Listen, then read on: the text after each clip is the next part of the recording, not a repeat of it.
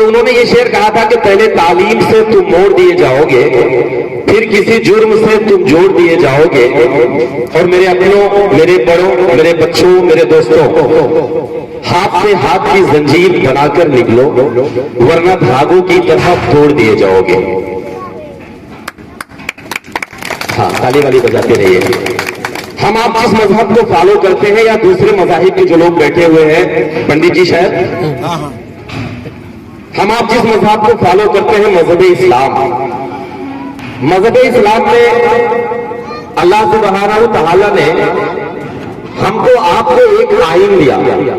हमारे आपके पास दो आइन है। एक वो आइन जो हमारे देश का तहफ्फुज करता है, यानी हमारा संविधान। एक वो आइन जो हमारे मजहब का तहफ्फुज करता है, यानी हमारा कुरान। अल्लाह ताला को जब इस दुनिया के इंसानों को, बहुत गौर से मेरी बात सुनिएगा, मुझे अपनी जहानत का तारुफ नहीं करवाना है, आप सब मेरे अपने हैं, बस 10 मिनट आपसे बात करनी है। जब अल्लाह ताला को दुनिया में इंसानों को शऊर सिखाना था, उन्हें तरीका सिखाना था। अच्छा, उसके पहले एक बात ये मैं जरूर कह दूं कि अल्लाह ताला ने इस दुनिया में कमो बेशतर 18,000 मखलूकात का क्रिएशन किया, यानी 18,000 मखलूकात, जिसमें इंसानों को सबसे आला यानी अशरफुल मखलूकात कहा गया। और हमारा मजहब ये कहता है कि जब अल्लाह ने इंसान को बनाया तो फरिश्तों से कहा कि सजदा करिए, और जिसने नहीं किया, अल्लाह इतनी मोहब्बत करता है हमसे, आपसे, कि उससे नाराज हो गया, और जब तक दौर कयामत तक कयामत नहीं आएगी तब तक उसे दुत्कार के अपनी जन्नत से, अपने यहां से बाहर कर दिया। तो अल्लाह ने जब इस इंसानों को शऊर सिखाना चाहा, जब उन्हें तरीका सिखाना चाहा, तब अल्लाह ने नबी आखिरी ज़मा सल्लल्लाहु अलैहि वसल्लम को इस दुनिया में आखिरी पैगंबर, आखिरी नबी बनाकर भेजा। और गारे हिरा, जो मक्का में एक जगह है, एक पहाड़ है, उसकी एक गुफा है, उसमें कुरान पाक की पहली आयत नाजिल की, इकरा। आप सब ने बयानात में उलमा इकराम की ये सुना है। उसमें अल्लाह ने ये कहा कि जिब्रील नबी को भेजकर कि आप जाइए और हमारे नबी को कहिए कि पढ़े और अपनी उम्मत को पढ़ाए। ये चीज क्यों कहा? ये इसलिए कहा क्योंकि जब तक इंसान पढ़ेगा नहीं, जब तक इल्म नहीं हासिल करेगा, जब तक तालीम नहीं हासिल करेगा, तब तक उसका दिमाग खुल ही नहीं सकता कि वो दुनिया की किसी भी चीज को समझ सके। तब तक वो इंसान के हुकूक को समझ सके, तब तक वो सियासत करने का तरीका समझ सके, तब तक वो तिजारत करने का तरीका समझ सके, तब तक ये समझ सके कि हमारे पड़ोस में जो बैठा है उसका हक क्या है। तब तक वो समझ ही नहीं सकता कि हमारे पड़ोस में जो मकान है उसका हक क्या है। तब अल्लाह ने जब जिब्रील नबी को भेजकर कहा कि जाइए और हमारे नबी को कहिए कि इकरा पढ़े और अपनी उम्मत को पढ़ाए, वो पूरा वाकया आप सबको पता है, आपने उलमाए किराम से सुना है, मुझे बताने की जरूरत नहीं है। जब आप सल्लल्लाहु अलैहि वसल्लम को वही इकरा बिस्मि रब्बिकल लज़ी खलक भेजी गई, तो आप सल्लल्लाहु अलैहि वसल्लम ने मिशन के तहत पूरी दुनिया में इल्म और तालीम का मिशन छेड़ा, और हर इंसान तक अपनी जिंदगी जो 23 साल की उन्हें मिली नबूवत के बाद, पूरी दुनिया में इल्म फैलाया, अपने संदेश को, अल्लाह के मैसेज को फैलाया। हमने भी पढ़ा, आपने भी पढ़ा, दुनिया के सारे लोगों ने पढ़ा। उन्होंने पढ़ा जिन्होंने हिरोशिमा और नागासाकी पर बम बरसाकर मासूमों को मार दिया। माफी के साथ बोल रहा हूं, मैं पॉलिटिकल नहीं हूं। उन्होंने भी पढ़ा जिन्हें आप इस दुनिया का, इस वक्त का सबसे ज्यादा टेक्नोलॉजी में, जदीद में सबसे ज्यादा डेवलपमेंट कंट्री मानते हैं, यानी अमेरिका नहीं, इजराइल, जो अपनी टेक्नोलॉजी के लिए जाना जाता है पूरी दुनिया में। लेकिन उसने क्या किया? पिछले 1 साल में उसने 1 लाख मासूम बच्चों को मार दिया, 50,000 से ज्यादा लोगों को बेघर कर दिया। अमेरिका जो इस दुनिया का सबसे बड़ा सुपर पावर है, उसकी तालीम में कोई कमी नहीं। हमसे आपसे ज्यादा उनके ब्यूरोक्रेट्स बढ़े हुए हैं, तालीम में कोई कमी नहीं। उन्होंने भी पढ़ा, लेकिन किस तरह का जुल्म उठाया ये किसी से छुपा नहीं है। हमने भी पढ़ा, हमने कोट पैंट पहन ली, हमने भी अच्छी खासी डिग्री ले ली, हमने भी एमफिल कर लिया, लेकिन हमारे पड़ोस का एक शख्स अगर वो हमारे घर के सामने से निकल जाता है तो सबसे पहले हमारे पेट में दर्द होने लगता है। हम भी पढ़े लिखे हैं। अगर हमारे खेत में 1 इंच किसी का कुछ हो गया तो फिर हम उसका सब कर्म कर देते हैं। हम भी पढ़े लिखे हैं। फिर ऐसी क्या वजह है कि पढ़े लिखे लोगों को तशद्दुद कर रहे हैं, जुल्म कर रहे हैं? इस देश में, इस दुनिया में, इस जमीन पर क्यों फसादात पहुंचा रहे हैं? क्या कभी किसी ने सोचा है? पढ़ रहे ना, तो फिर ये क्यों हो रहा है? दरअसल मेरे बच्चों और इस्लाम इकराम, हमसे एक चूक हुई, नौजवानों हमसे एक गलती हुई। हमने पढ़ा, हमने तालीम हासिल कर लिया, और किस लिए हासिल कर लिया? क्योंकि हमें एक नौकरी लेनी थी, हमें वकालत करनी थी। माफी चाहूंगा वकील साहब, हमें किसी डिपार्टमेंट में जाके अपना रसूख बढ़ाना था, हमें सियासत करना था, फॉर्च्यूनर और मर्सिडीज में चलना था, हमें इस देश का मुख्यमंत्री और प्रधानमंत्री बनना था। हमने इसलिए पढ़ा। हमने इसलिए नहीं पढ़ा क्योंकि जो हमें हुक्म था ताकि हम वो काम कर सके। हमसे चूक क्या हुई? हमसे एक चूक हुई, और हमसे ही नहीं पूरे दुनिया के इंसानों से एक चूक हुई। पढ़ लीजिए, चूक ये हुई कि अल्लाह ने सिर्फ इकरा नहीं कहा था। इकरा का मतलब होता है पढ़ो, लेकिन अल्लाह ने पढ़ने की एक कंडीशन लगाई थी। कंडीशन क्या थी? इकरा के साथ एक लफ्ज जोड़ा, बिस्मि रब्बिक, जिसका मतलब यह होता है कि अल्लाह के नाम के साथ। हमने अल्लाह के नाम के साथ नहीं पढ़ा तो हम डॉक्टर बन गए, तो हम इतनी फीस ले रहे हैं, इतनी फीस ले रहे हैं कि गरीब फीस न चुका पाने की वजह से बिना इलाज के मर जाता है। हमने बिस्मि रब्बी के साथ नहीं पढ़ा तो हम एक विधायक बन गए, तो हमारी अगर साल भर की 2 करोड़ या 3 करोड़ की निधि होती है, विधायक निधि, तो हम इलेक्शन लड़ने में कम से कम 10 करोड़ खर्च कर देते हैं। हमने बिस्मि रब्बी के साथ नहीं पढ़ा तो साउथ का एक डाटा उठा लीजिए, एक एमएलए या एमपी का चुनाव लड़ने के लिए 50 करोड़ या 100 करोड़ खर्चा करना पड़ता है, जबकि एक विधायक निधि तो सिर्फ 5 करोड़ की है भाई। ये वकील साहब बैठे हुए, मैं बच्चा हूं उनके सामने, मेरा क्या तजर्बा है? बड़ा तजर्बा है इन लोगों का, मेरा इल्म भी कुछ नहीं है, आप सब मेरे बड़े हैं। आज के 25 साल पहले मैं एक सच्चाई आपको दिखा रहा हूं। आज के 25 साल पहले, पंडित जी आप सब भी एक जायजा लीजिए, बड़ी जिम्मेदारी के साथ बोल रहा हूं। प्रतापगढ़ शहर, जिस शहर में हम आप हैं, इस शहर में कितने डॉक्टर थे आपकी कौम के? 3 डॉक्टर। एक डॉक्टर एमएस खान, जिनको डॉक्टर खान बोलते थे, आप सबने सुना है पुराने लोग। एक डॉक्टर शिफकतुल्लाह होम्योपैथिक के, एक डॉक्टर तारिक सैफुद्दीन। इनके अलावा अगर किसी का नाम उससे छूट रहा है तो आपके कौन के जो भी डॉक्टर थे सब झटका मार डॉक्टर थे, कोई डिग्री उनके पास नहीं थी। बुखार की दवाई देके हमको आपको ठीक करते थे। ठीक है, चलिए, हमको आपको कोई बीमारी होती थी हम डॉक्टर खान के पास चले जाते थे, हमको कोई बीमारी होती तो हम तारिक सैफुद्दीन के पास चले जाते थे, हम शिफकतुल्लाह के पास चले जाते थे। लेकिन अल्लाह ने हमको आपको पैसा दिया, हमने पैसा कमाया, आपने कमाया, सबने कमाया। हमने अपने बच्चों को डॉक्टर बनाना शुरू किया, हमने अपने बच्चों को इंजीनियर बनाना शुरू किया, हमने अपने बच्चों को पॉलिटिक्स में लाना शुरू किया। उस पैसे कमाने की बदौलत हमको आपको क्या मिला कि 25 साल के बाद आज आप अपने शहर का एक जायजा ले लीजिए, और आप जायजा लेने के बाद चौंकेंगे कि आपकी कम्युनिटी के मुस्लिम बिरादरी के कम से कम 25 डॉक्टर आपकी बिरादरी के शहर में है। इवन के आज के 6 महीने पहले आपके जिला अस्पताल का जो चीफ सर्जन था तो वो आपकी बिरादरी का, आपके कौन था? ठीक। अब यहीं से निकलिए, कोड़ौर से प्रतापगढ़ शहर तक जाइए, कम से कम 15 नर्सिंग होम छोटे बड़े आपकी बिरादरी के हैं। लेकिन अब मैं जो बात कहने जा रहा हूं कि बिस्मि रब्बी को छोड़ा तो हमारा नुकसान क्या हुआ? आपके पास 25 MBBS MD डॉक्टर है पंडित जी, आपके पास 25 नर्सिंग होम आपकी कौम के हैं, लेकिन अल्लाह माफ करे हमारी एक बहन की डिलीवरी हो जाए, हमारी बेटी की, हमारी बहन की, आप चले जाइए एक बार अपनी बिरादरी के डॉक्टर और नर्सिंग होम में, और एक बार चले जाइए डॉक्टर राजेंद्र के यहाँ। अगर डॉक्टर राजेंद्र 15,000 रुपए लेते हैं डिलीवरी का, तो आपका भाई, आपका बच्चा जो आपकी कौम का है, जो बिस्मि रब्बी को छोड़कर पढ़ाई किया, वो 25,000 चार्ज करता है। अल्लाह माफ करे, ऐसा ना हो कि हमारी पेट में अपेंडिक्स हो जाए।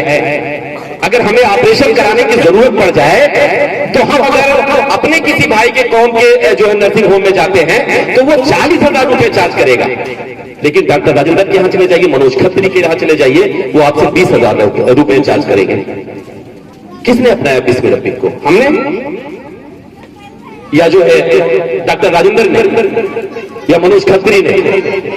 मेरे कहने का मतलब है मेरे अजीजों, मेरे बड़ों, आप तालीम हासिल करो, असातिज़ा इकराम, आप पढ़ाओ अपने बच्चों को, लेकिन आप ईश्वर के नाम के साथ, अल्लाह के नाम के साथ, अल्लाह ने जो तुम्हें एकाम दिया है, मैं तजर्बे के साथ बोल रहा हूं, 5 मुल्कों का सफर कर चुका हूं, 2000 से ज्यादा शोज कर चुका हूं, 2000 रातें जाग चुका हूं, तजर्बे के साथ बोल रहा हूं, इस दुनिया में चाहे जितनी शोहरत हासिल कर लीजिए, चाहे जितनी बुलंदी हासिल कर लीजिए, चाहे जितना पैसा कमा लीजिए, चाहे जितनी ब्रांडेड गाड़ियों से ढूंढ लीजिए, चाहे जितनी बड़ी महफिलें अटेंड कर लीजिए, लेकिन अगर आपने अल्लाह की रस्सी को छोड़ा, अगर आपने अल्लाह के दामन को छोड़ा, अगर आपने ईश्वर के दामन को छोड़ा जो उसका अहकाम है, तो फिर आप कुछ नहीं है, सिर्फ आप कूड़ा है। माफी के साथ बोल रहा हूं, आपको सोचना पड़ेगा।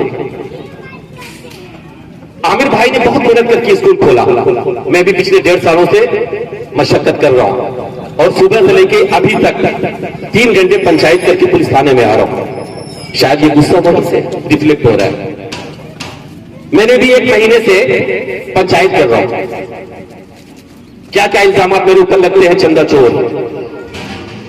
जितना पैसा मैंने उस स्कूल की जमीन में लगा दिया, उतने पैसे से मुंबई जैसी जगह में मैं 2 फ्लैट खरीद सकता था, ऐसे शहर की जिंदगी जी सकता था। मेरे अपने मुझे जानते हैं, हबीब भाई जानते हैं, कोलकाता जैसे शहर में अगर किसी मुशारे में मुझे बुलाता है कोई, तो जितना एक गवर्नमेंट एम्प्लॉई तनख्वाह पाता है उससे ज्यादा मुझे दिया जाता है, ये कमा है।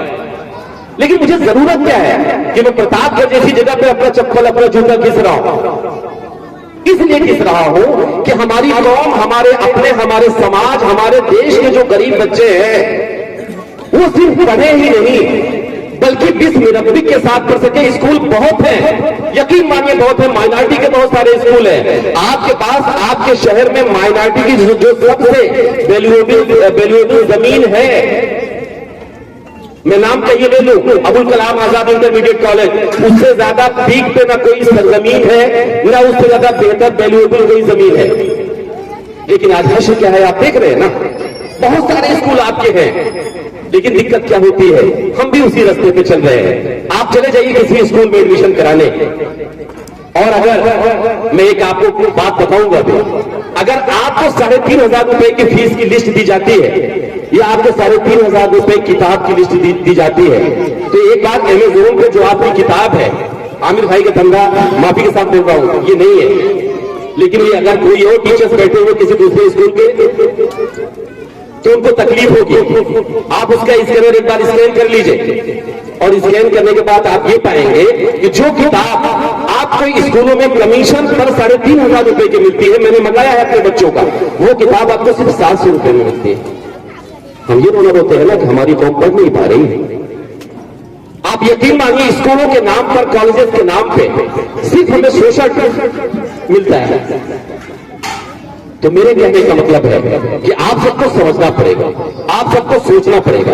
आप बिल्डिंगों पे मत जाइए, आप बहुत चकाचौंध पर मत जाइए, आप ऐसा इदारा चुनिए, आप ऐसी जगह चुनिए, आप ऐसी तंजीम चुनिए जहां बच्चों को रियल में उन्हें तरबियत भी दी जाए और उन्हें तालीम भी दी जाए। क्योंकि जब तक हमारा बच्चा बिस्म रब्बिक के साथ नहीं पढ़ेगा, मौलाना साहब बैठे हुए, मेरी निगाह अभी पड़ी, माफी के साथ बोल रहा हूं, ये उनका सब्जेक्ट है, उनका मौजू है, मेरा इल्म बहुत कम है, उनके सामने मैं बोलूं ये मैं कहीं ना कहीं गुस्ताखी कर रहा हूं, उसे माजरत चाहूंगा। अगर हमने बिस्म रब्बिक का दामन छोड़ दिया मेरे अपनों, तो आप यकीन मानिए आप अपने बच्चों को डॉक्टर बना लीजिए, आप अपने बच्चों को इंजीनियर बना लीजिए, लेकिन एक वक्त आएगा कि आप पछताएंगे कि हमने अपने बच्चों को बना क्या दिया। एक बहुत बड़े राइटर है विलियम हिल्स, असातिज़ा बैठे हुए, उन्होंने एक किताब लिखी हुई है थिंक्स एंड ग्रो रिच। उन्होंने पूरी दुनिया के 500 लोगों का एक मजमूआ, एक कलेक्शन उन्होंने लिखा, जिस पर उन्होंने ये लिखा कि पूरी दुनिया के 500 लोग कैसे तरक्की किए, उसका एक कलेक्शन है। आप लोग कभी उस किताब को पढ़िएगा। उसमें उन्होंने एक बात कही है, उन्होंने कहा कि अगर आप अपने बच्चों को मौलाना साहब सिर्फ पढ़ा रहे हैं, तालीम दे रहे हैं, अगर उसे तरबियत नहीं दे रहे हैं, तो आप जो अपने बच्चों की फीस पर पैसा खर्च कर रहे हैं और जो डिग्री उसे मिल रही है, वो डिग्री सिर्फ आपके खर्चे की रसीद है, इससे ज्यादा उस डिग्री की वैल्यू कुछ भी नहीं, कोई नहीं। इसलिए मैं अपनी बात को बहुत खींचना नहीं चाहता हूं, वक्त बहुत हो गया है, मुझे पता है कि गर्मी भी बहुत है, आप सबको भी अपने घर जाना है। बस इतना संदेश, इतना मैसेज मैं देना चाहता हूं कि जो भी इंसान जो काम कर रहा है, अगर आप उसका साथ नहीं दे सकते हैं तो आपके पास अल्लाह ने 2 हाथ दिया है, इस हाथ को उठा लीजिए और आसमान की तरफ अपनी निगाह, अपनी आंख उठाकर उसके लिए दुआ कर दीजिए। मौलाना साहब बैठे हुए हैं, कितनी जद्दोजहद करके यहां पर फिर से बुनियाद डाल रहे हैं, फिर से शम्मा जला रहे हैं। एक वो इंसान जिसने पूरी जिंदगी इल्म का एक चिराग रोशन किया, वो तो आलिम है मगर गुनहगार इंसान। मेरे साथ जो हो रहा है या जो होना चाहिए, इससे ज्यादा होना चाहिए भाई। जब मौलाना साहब को लोगों ने नहीं छोड़ा तो मेरी हैसियत क्या है? तो मैं सिर्फ इतना कहना चाहता हूं, कोई भी इंसान अगर कुछ काम कर रहा है, अगर आप उसकी मदद नहीं कर सकते हैं तो उस पर मशकूक मत होइए, उसके लिए दुआ करिए, क्योंकि इस तरह स्ट्रगल करके जो इंसान करता है, आप यकीन मानिए वो अपने कैरियर के लिए नहीं करता। दाल रोटी चल रही है सबकी, हम लोगों की खा लेते हैं दाल रोटी सुबह शाम तक, तो वो खा लेंगे, लेकिन आप लोग दुआ करिए कि आमिर भाई जैसे लोग, मौलाना साहब जैसे लोग, हमारे जैसे गुनहगार लोग जो कहीं ना कहीं फिक्र कर रहे हैं कि हमारे जिले में भी इस तरह के स्कूल कायम हो जाए जहां हमारे गरीब बच्चों को भी, अमीर बच्चों को भी वो तालीम मिल सके जिसमें हमारे बच्चे इंसान बन सके, जिसमें हमारे बच्चों को ये समझ पैदा हो सके कि अल्लाह का हुक्म क्या है, नबी करीम सल्लल्लाहु अलैहि वसल्लम की तरबियत क्या है। इन्हीं लफ्जों के साथ मैं अपनी बात को खत्म करता हूं। हालांकि तमहीद मैं इशारा समझ रहा हूं, एनर्जी है नहीं कुछ सुनाने की, सच बता रहा हूं। और दूसरी भी बात भी आप जान रहे हैं, सुना दूंगा तो फिर कलकत्ता बुलाएंगे नहीं मुझे, मेरा नुकसान होगा। सुनाना है कुछ? सुना दिए, कम से कम 5 मिनट कुछ भी तो। अच्छा 5 मिनट सुना दें। वाला ड्यू है ना, वाला ड्यू है कलीम भाई, 2 ड्यू है हो गया, ड्यू है। गर्मी बहुत है। अच्छा चलिए मैं कोशिश करता हूँ, हालांकि नहीं है आज मिजाज, बहुत मन जो है उदास है। चलिए। ऐ मेरी कौम के लोगों तुम्हें पढ़ना होगा, ऐ मेरी कौम के लोगों तुम्हें पढ़ना होगा, तुमको इल्जाम जहालत से निकलना होगा, है मेरी कौम के लोगों तुम्हें पढ़ना होगा। पंडित जी ये सोच रहे हैं सिर्फ कौम की बात कर रहे हैं। सर एक मुल्क जो होता है, एक मुल्क मैं डिफाइन कर दूं, मुल्क में जितने भी बाशिंदे होते हैं वो सब कौम है, ठीक है? तो कौम का मतलब सिर्फ मुसलमान नहीं, ठीक है सर? सारी इंसानियत, हमारे देश के जितने भी लोग हैं वो मेरे अपने हैं, उनके लिए हमारा खून पसीना सब लिखा हुआ है। और इससे बड़ी आप यकीन मानिए हमारे देश की खूबसूरती कुछ नहीं हो सकती। बाईं तरफ 2 दाढ़ी टोपी उलमा इकराम और रिजवान भाई, ठीक है? दानी तरफ हमारी बहनें, बीच में चंदन लगा के छिच्छा बैठे हुए पंडित जी बैठे हुए, यानी गार्जियन की भूमिका निभा रहे हैं। तो एक बार उनके लिए तालियां करनी चाहिए। मैं पढ़ता हूं कि मेरी कौम के लोगों तुम्हें पढ़ना होगा, तुमको इल्जाम जहालत से निकलना होगा, ऐ मेरी कौम के लोगों तुम्हें पढ़ना होगा। क्यों पढ़ना होगा? एक तालिबे इल्म अपना एक दर्द बयान कर रहा है, सुनिए कि तुमको इस मुल्क में बेकार समझ रखा है और कुछ लोगों ने बेजार समझ रखा है। अब कलम थाम लो हाथों में, बता दो सबको अपने अजदाद की तारीख दिखा दो सबको, अपने अजदाद की तारीख दिखा दो सबको, सबको बतला दो कि किस शाख से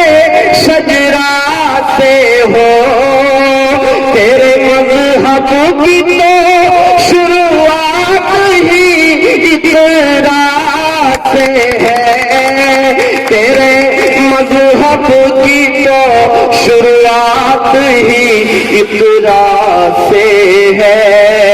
अपनी तकदीर अब इन हाथों से गढ़ना होगा। ऐ मेरी कौम के लोगों तुम्हें पढ़ना होगा। एक दर्द उस 75 साल का मैं पढ़ना चाहता हूं वकील साहब, जो कहीं ना कहीं मैं अपने बड़ों के माथों की पेशानियों पर देखता हूं, उनकी झुर्रियों में देखता हूं। मौलाना साहब हाजिर करता हूं, अगर कुछ नया हो तो मुझे बताइएगा कि सुनो मेरी जान, मुस्कुराओ मत। हाँ, जो बोल रहे बाद में हमसे बोल देना, हम समझ लेंगे। एक बात ताली कि ऐ मेरी कौम के लोगों तुम्हें पढ़ना होगा। अब सुनिए जो दर्द मैं बयान करना चाहता हूं कि अब न रह गए है कोई और न सहारा कोई, तुम हो मझधार की कश्ती न किनारा कोई, तुम हो मझधार की कश्ती न किनारा कोई। अब तेरा नाम भी लेने से डरा करते हैं।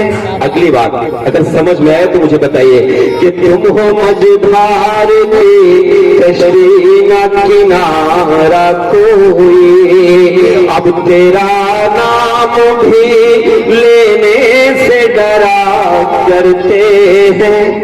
बस महज वोट की खातिर ही मरा करते हैं। जिनकी नजरों में महज वोट का सामान हो तुम। अगली बात आप तक पहुंचे तो मुझे बताइए कि बस महज वोट की खातिर ही मरा करते हैं। अब तेरा नाम भी लेने से डरा करते हैं। जिनकी नजरों में महज वोट का सामान हो तुम, उनको बतला दो के इस देश के सुल्तान हो तुम, उनको बतला दो के इस देश के सुल्तान हो तुम। अब हुनर इल्म का लेकर तुम्हें बढ़ना होगा। ऐ मेरी कौम के लोगों तुम्हें पढ़ना होगा। अभी भाई आप बैठिए, अभी भाई आप बैठिए, आप ही मेरी दुकान खराब करेंगे, दूसरा क्या करेगा। कि ऐ मेरी कौम के लोगों तुम्हें पढ़ना होगा। मेरे अपनों मेरे बड़ों, अगली बात मैं जो कहने जा रहा हूं, अभी भाई सुनिए, कुछ मत दीजिए, मैं जो पढ़ रहा हूं सुनिए, हाजिर करता हूं। मेरे बड़ों सुनिएगा, मैं जो बात कहने जा रहा हूं कि अब न संभले तो तुम्हें दौर भुला डालेगा। मैं मुशायरे पढ़ता हूं, लेकिन मुशायरे पढ़ने का ये मतलब नहीं हुआ कि लिफाफा लेके अपने घर चलाता हूं। जो मेरी जिम्मेदारी है आप सबने जो दी है, वो पूरे देश और दुनिया में उस जिम्मेदारी को निभाता हूं। कौन सी जिम्मेदारी मैं पढ़ रहा हूं सुनिएगा। हजरत हाजिर करता हूं कि अब न संभले तो तुम्हें दौर भुला डालेगा, तुमको तारीख के पन्नों से मिटा डालेगा। अब सुनिए कि तुमको तारीख के पन्नों से मिटा डालेगा। ये उम्मीद है कि दुनिया का भरम रखा था। हिंदुस्तान की एक तारीख कि ये उम्मीद है कि दुनिया का भरम रखा था। इस पे आदम ने कभी पहला कदम रखा था। इस पे आदम ने कभी पहला कदम रखा था। ये जमीन वो है जो आका को मेरे भाती थी, इसकी जानिब से उन्हें ठंडी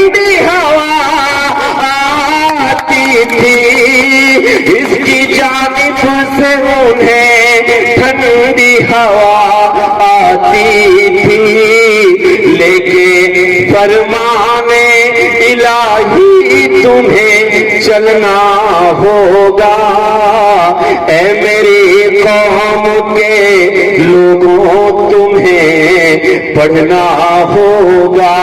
आखिरी बात, मैं हाथ जोड़ रहा हूं। क्यों जोड़ रहा हूं? मैं तो नादान हूं, है इतनी गुजारिश मेरी। मैं तो नादान हूं, है इतनी सिफारिश मेरी। आप लोगों से है बस इतनी गुजारिश मेरी। आप लोगों से है बस इतनी गुजारिश मेरी। सबकी नजरों में मुसलमान का लहू सस्ता है। सबकी नजरों में इंसान का लहू सस्ता है। अब यहाँ जीने का बस एक बचा रास्ता है। भूखे रहने ना भले खाना ना खाना लोगों। भूखे रह लेना भले खाना ना खाना लोगों। अपने बच्चों को मगर पहले पढ़ाना लोगों। अपने बच्चों को मगर पहले पढ़ाना लोगों। ये हुनर इल्म का लेकर तुम्हें पढ़ना होगा। ऐ मेरी कौम के लोगों तुम्हें पढ़ना होगा। एक शेर मैं और पढ़ देता हूं, वरना पंडित जी ये कहेंगे कि कलीम क्या क्या सुना के चला गया। सिर्फ कौम की बात कर गया, मुसलमानों की बात कर गया। अब मैं ये शेर अभी तक तो आप सबके लिए सुनाया, लेकिन एक शेर जो मेरी जिम्मेदारी है। पंडित जी बैठे हुए हैं। अभी आपने देखा होगा कि 6 महीने पहले हमारे देश में एक हादसा हुआ था। मेरे बड़ों मेरे अपनों, हादसा ये हुआ था कि कश्मीर के पहलगाम में कुछ आतंकवादियों ने हमारे अपनों को गोलियों से भून दिया था। और सबसे बुरी बात क्या थी? सबसे बुरी बात यह थी कि वहां मजहब और नाम पूछकर मारा गया। लेकिन सबसे अच्छी बात क्या थी? सबसे अच्छी बात यह थी कि जब इस जुल्म के खिलाफ आवाज उठी तो इस देश का हिंदू, मुसलमान, सिख, ईसाई सब एक साथ हाथ से हाथ मिलाकर खड़ा हो गया। उसने कहा नहीं, हम सबसे पहले हिंदुस्तानी हैं, हम सबसे पहले इंसान हैं, हम हिंदू मुसलमान बाद में हैं। तो मेरे जहन में एक बात आई कि आखिर क्यों ऐसा है। उस वक्त मैंने एक शेर कहा पंडित जी, जो मैंने पूरे देश में सुनाया, वो मैं सुना के अपनी बात को खत्म करता हूँ। थोड़ा सा अभी मुशायरा पढ़ रहा हूँ। अभी तक हमने तालीम की बात की, 4 तीसरे में मुशायरा भी पढ़ लो। हाजिर करता हूँ, पढ़ो एक बार, तालियां बजाइए, मजा आ रहा है? हाँ ठीक है। कि हर मुश्किल में, सुनिए पंडित जी, ये मेरा असली रंग है। वो तो अभी डमरू बजा रहा था। हाँ, वो अगर वो हबीब भाई है ना, तो मुझे इशारा कर दे कभी कुछ और है ना, तो वो थोड़ा सा गला गर्म हो जाएगा। पढ़ रहा हूं कि हर मुश्किल में साथ खड़े हैं, ये तहजीब पुरानी है, ये तहजीब पुरानी है। अगला मिसरा, अगली बात जो मैं कह रहा हूं, मेरे अपनों पंडित जी को आप बताइए क्या मैं सच कह रहा हूं कि हर मुश्किल में साथ खड़े हैं, ये तहजीब पुरानी है, ये तहजीब पुरानी है। वजू में आबे ज़मज़म और स्नान में गंगा पानी है। बस इतनी तालियां। हाँ, कि वजू में आवे ज़मज़म और स्नान में गंगा पानी है, स्नान में गंगा पानी है। देश के दुश्मन सुन ले, हम सब हिंदू मुस्लिम बाद में है। आप बताना कि देश के दुश्मन सुन ले, हम सब हिंदू मुस्लिम बाद में है। कितनी अच्छी बात।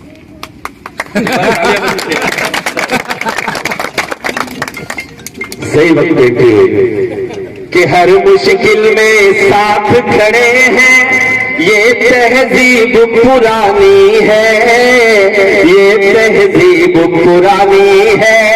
वजू में आबे ज़मज़म और स्नान में गंगा पानी है, स्नान में गंगा पानी है। देश के दुश्मन सुन ले हम सब, हिंदू मुस्लिम बाद में है। सबसे पहले मुल्क का हर एक बच्चा हिंदुस्तानी है। हर मुश्किल में साथ खड़े हैं, ये तहजीब पुरानी है, ये तहजीब पुरानी है। दोस्तों बहुत बहुत शुक्रिया। मुझे